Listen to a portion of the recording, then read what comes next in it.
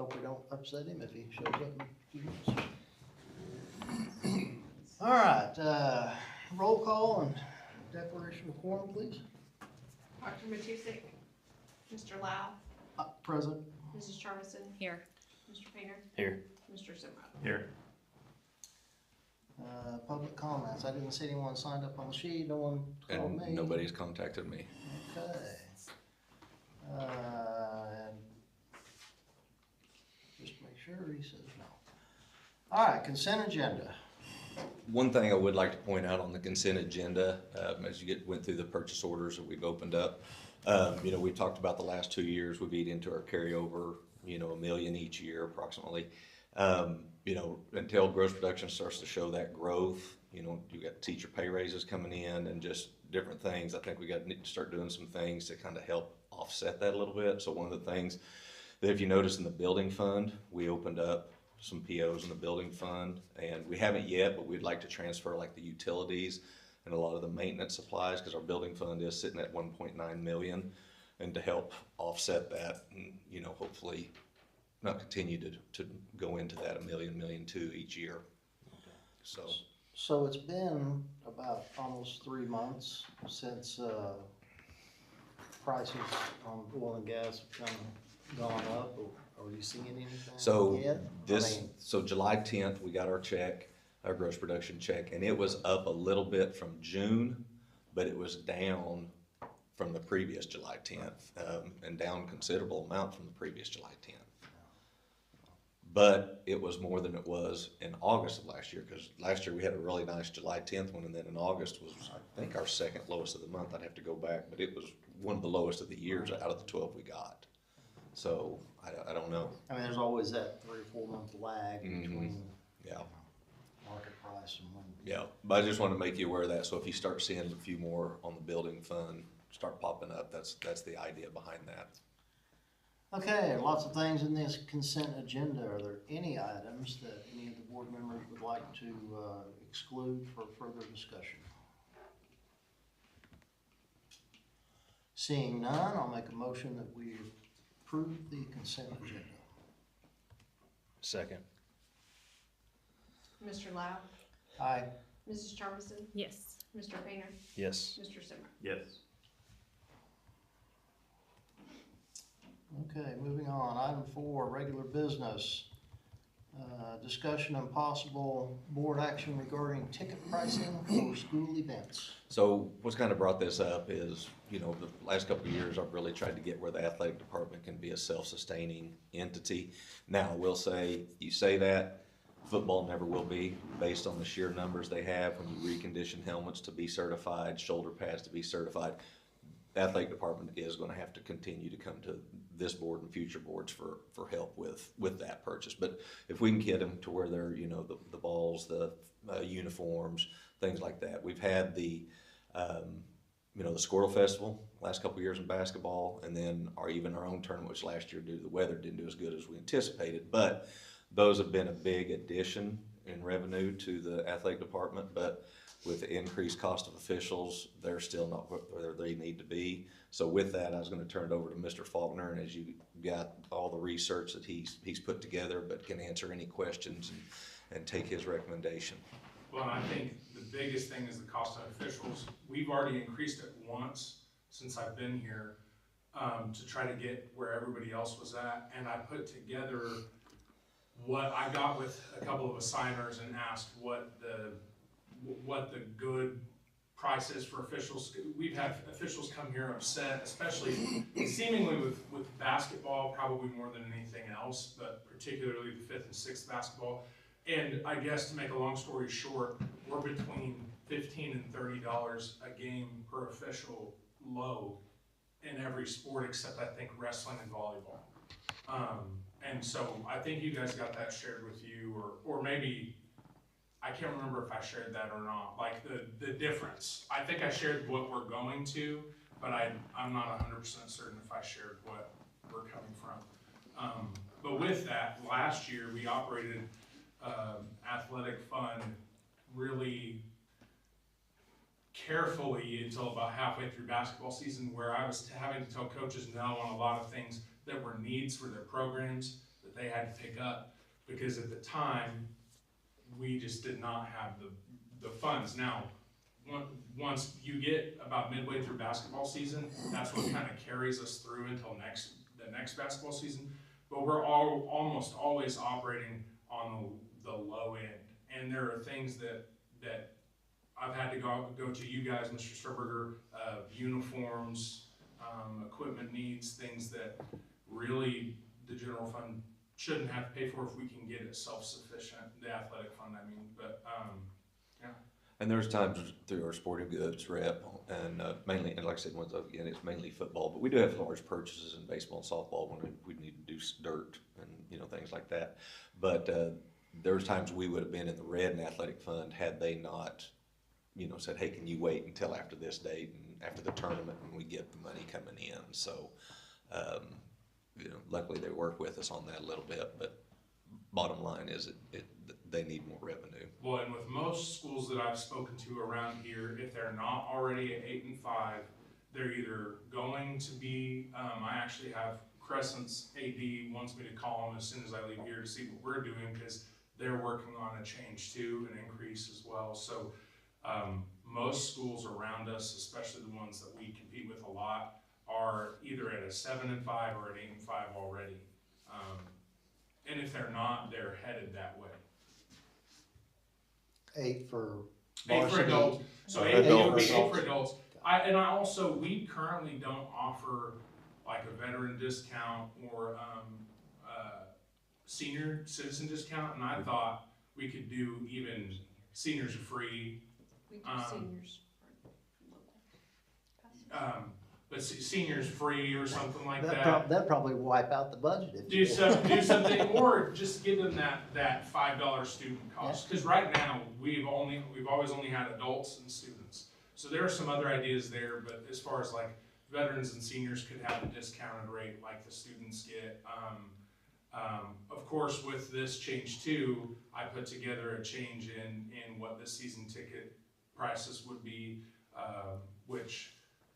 On basketball, I may have included, I think I included Squirtle on what I sent you guys, and I really shouldn't have, because since it's a separate entity, kind of like I didn't include the OSSA playoffs that we might host, you know, so those increases. Which are 10.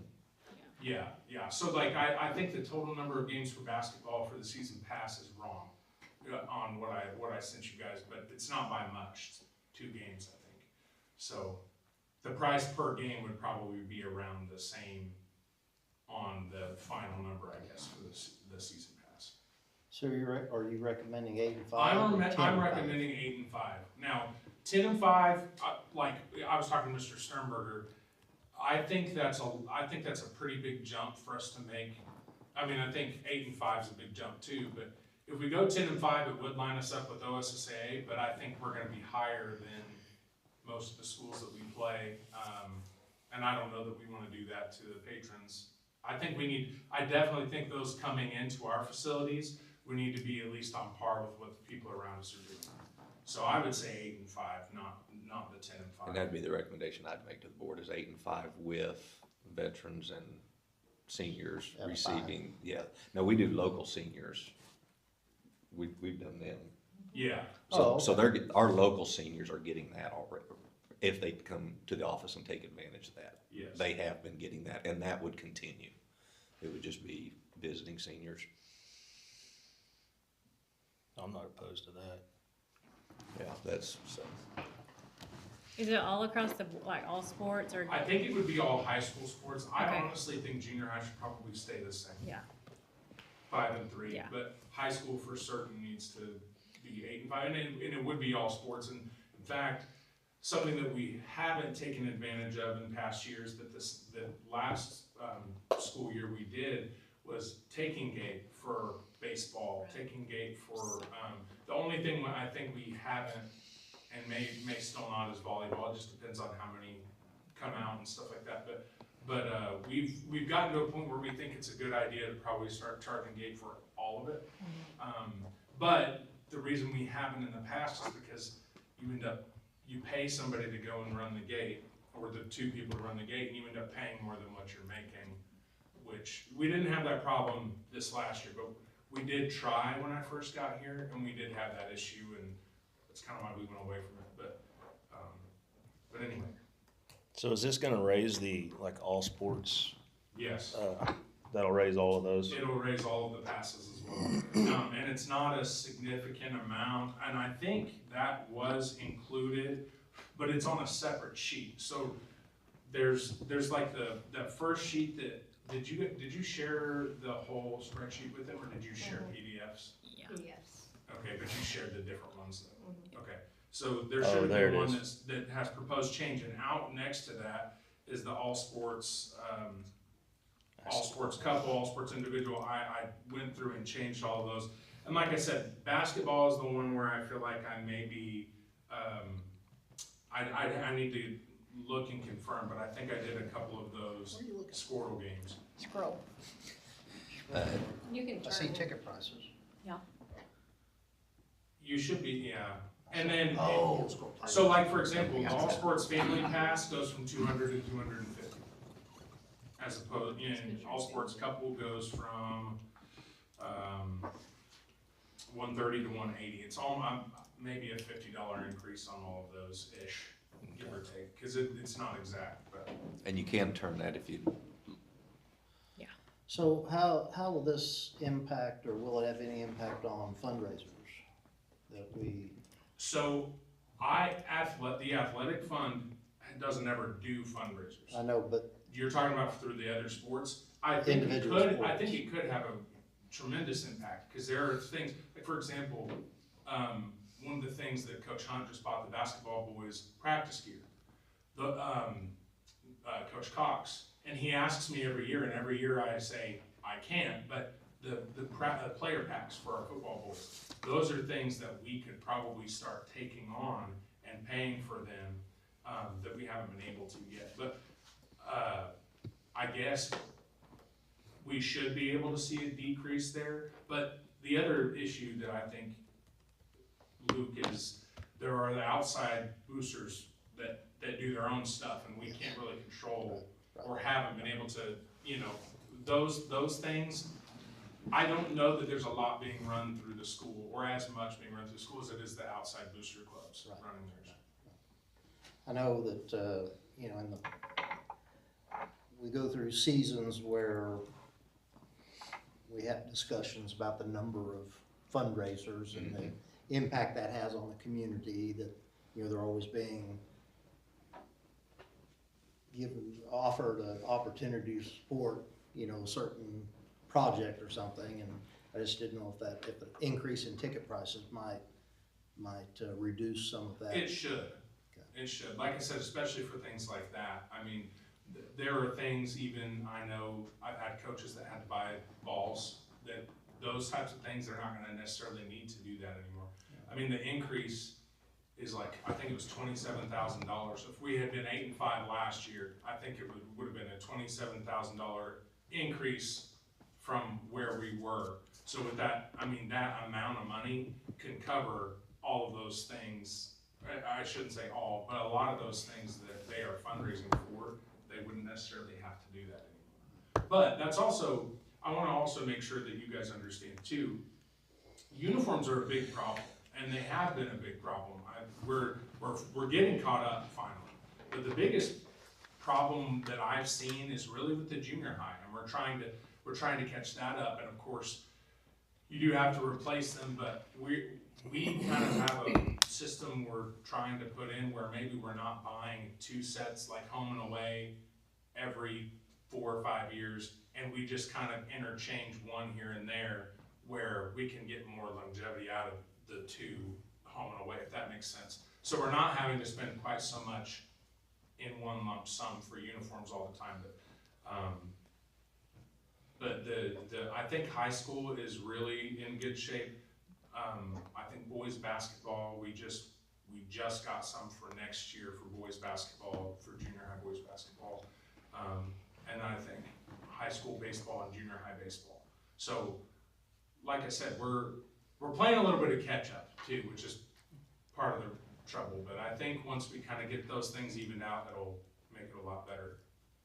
I wouldn't mind reviewing it again next year to see if we need to go ahead and move to the 10 and 5. Yeah, And football, or basketball and baseball is having camps now they won't have, in Yeah. previous years, Right. they're not asking for, Right. kind of Yeah. fundraisers, so that's helping. I mean, I'm all for it. I well, was just, no, and I get what you're saying too, but I also think that that would mean a great deal to the community if we were going to stop doing so many fundraisers for them. and I know we can't control all the parents Yeah, per sure, se. and- sure. And I understand that I was once one, but still am, but active. But I just thought it was important with Jack here to, kind of get that out to the community that maybe this will, It should offset some of that. help some of that and, but anyway. Anything else? Any questions, any comments from? So I continue with that recommendation that I had earlier, 8 and 5. Local seniors are still free, veterans, student discount price, and then opposing seniors would be the student senior, or the student rate. Okay, so I'll make a motion to approve the recommended ticket pricing for school events, athletic events, at the rate of $8 and $5, adult and student, with some discounts available to local seniors and to visiting seniors, And veterans. veterans and veterans. Second. Mr. Lau, Aye. Mrs. Charmison, Yes. Mr. Painter, Yes. Mr. Simmer. Yes. Item 4.2, discussion and possible board action to approve Ideal Impact lease purchase agreement. So, Timberly being on vacation, I was one that put this together, so there's a few things in correction. One, the lease purchase agreement, I just gave you a copy of that. I did send that to our legal counsel, attorney specializes in that. They recommended a couple changes. Ideal Impact made every change that legal recommended. And with us tonight is Jacob from Ideal Impact to answer any questions over the lease purchase agreement, and then next, the schedule. So if you have any questions for him or Jacob, I'll just turn it over to you. Yes, sir.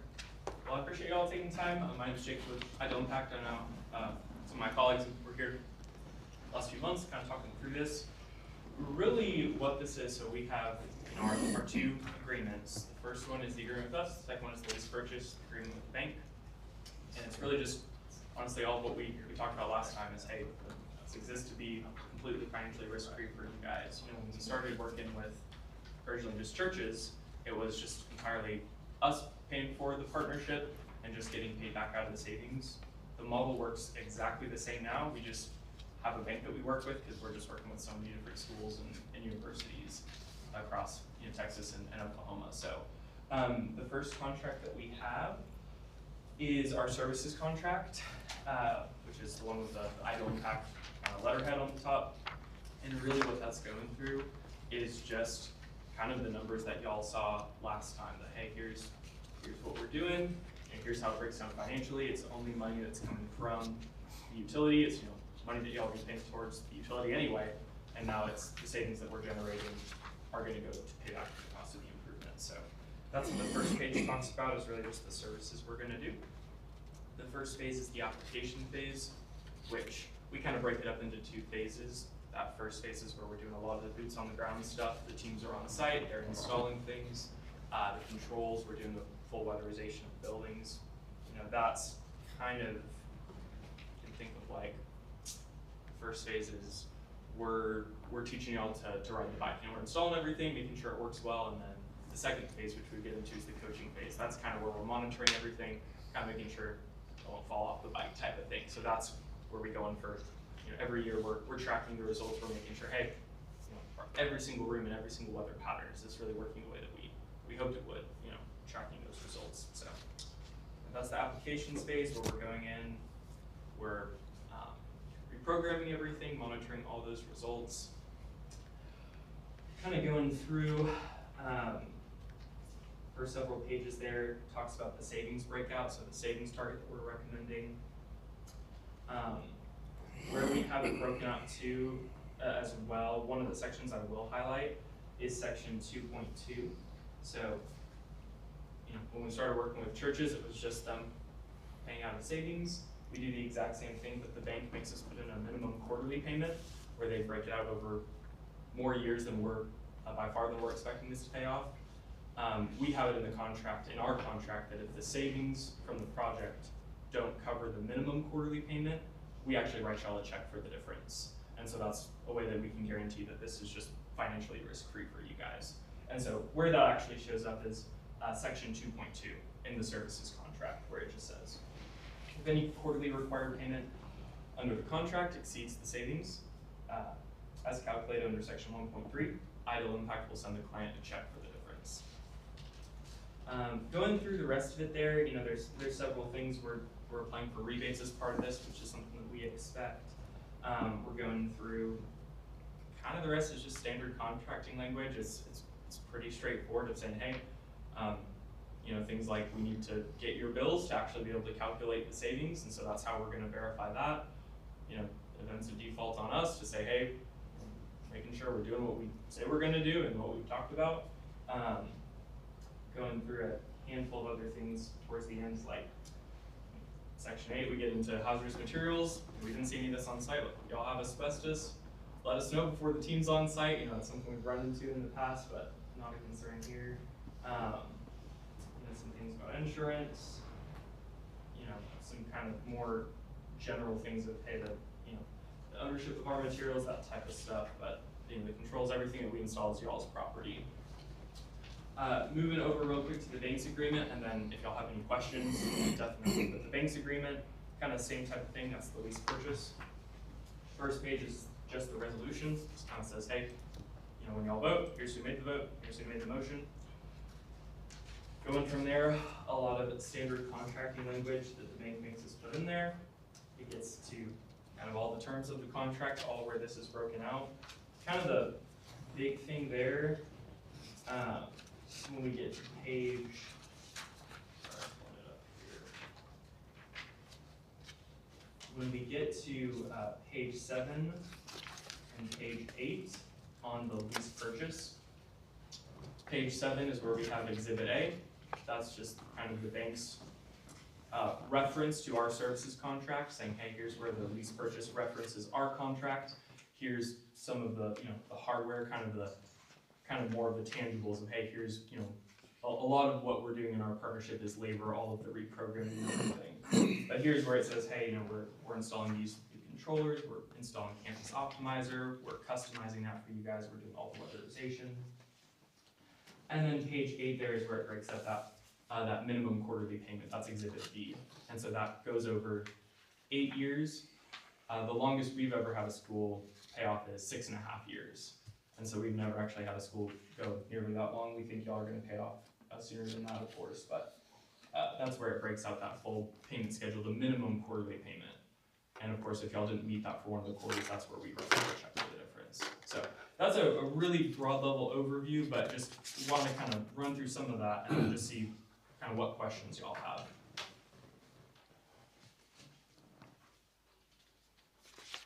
I think the primary question I have would be, when do we anticipate the kickoff of? That was the situation that I brought to you on Jacob, because being new on that IT part and Right. not bombarding him with Right. at first, Right. we're trying to go set it up around that October, November timeframe. Jack, you had a question? Is this just electric or gas and electric, or what is it? Yeah, it'll be gas and electric savings.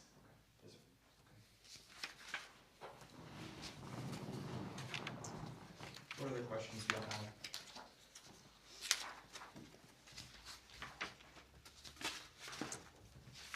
I don't have any. Did we put the clause in there if we wanted to pay extra? Pay it off early? Yeah. Yes. It was that- in there. Okay. I see it somewhere. But the lease purchase agreement that you brought me, I don't think spells that out. It should be in the Redo it. services contract. Lump sum, 3.4. Okay. Looking for it. I knew I saw it earlier. 3.4. Yeah. page 8 of this. Yeah, there it is. Yeah, it's on In the there. services contract, yes, sir, 3.4. Okay. Oh, sorry, I was looking. Yeah, page 5 through. Oh, it's on both of them. Yes. Yeah. Oh, yeah, okay.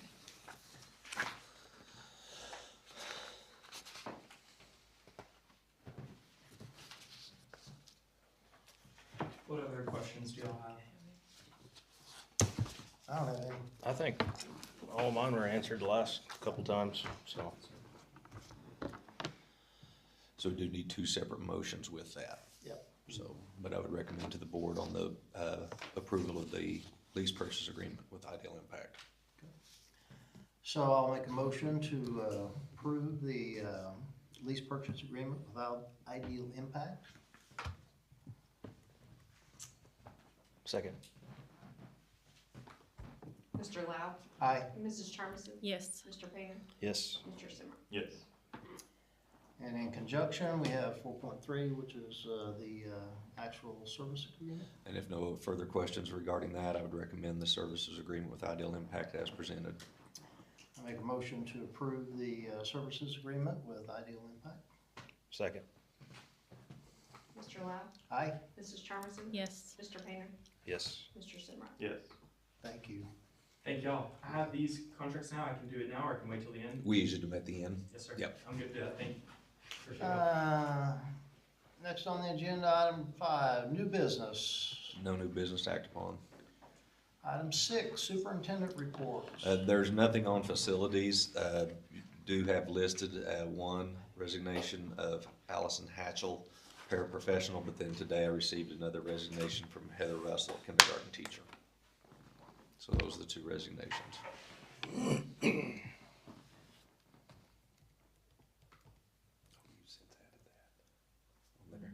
Okay, those don't need a vote. So item 7, personnel, proposed executive session to discuss extra duty assignment for the 2026-2027 school year pursuant to 25 OS section 307B1. So the extra duty assignments, I will say, we did not increase any recommendations of increasing or anything. All personnel is listed. There's a few that possibly may be filled in at a later date and time, but I just put that on there as an executive session item in case anybody had any questions and wanted to go into executive session. So we're not making any changes on that? Not any monetary changes, just personnel changes. Yes. Do any of you, would any of you prefer to go into executive session to address any of these things? No, I don't. All right, we will move on to 7.2 then. Discussion and possible board action regarding the extra duty assignments for 26-27. So I would recommend to the board all extra duty assignments and stipends as presented on the following list for the 26-27 school year. Second. No, sorry. I got ahead. You can make a motion if you want. I'll let you. You're doing good. Are there, the only question I have is, are there any vacancies that we still need to, I see a couple of TBO or TBDs. Yeah. Okay. All right, well, I will make a motion to accept the extra duty assignments for the 2026-2027 school year. Second. Mr. Lau, Aye. Mrs. Charmison, Yes. Mr. Painter, Yes. Mr. Simmer. Yes. All right, item 7.3, discussion and possible board action regarding approval of the following adjunct teachers for the 26-27 school year. So have 7 teachers who have their teaching degree, but they're in a subject that they may not have that certification in, so they're in the process of working to that. So that is the adjunct teachers, Tanner Black, keep it rolling on me here. Tanner Black, Kim Greitz, Jennifer Richardson, Geneva Nelson, Dallas Hunt, Stephen Briscoe, and Amy Sheelight. And it shows their subject there on the agenda as listed.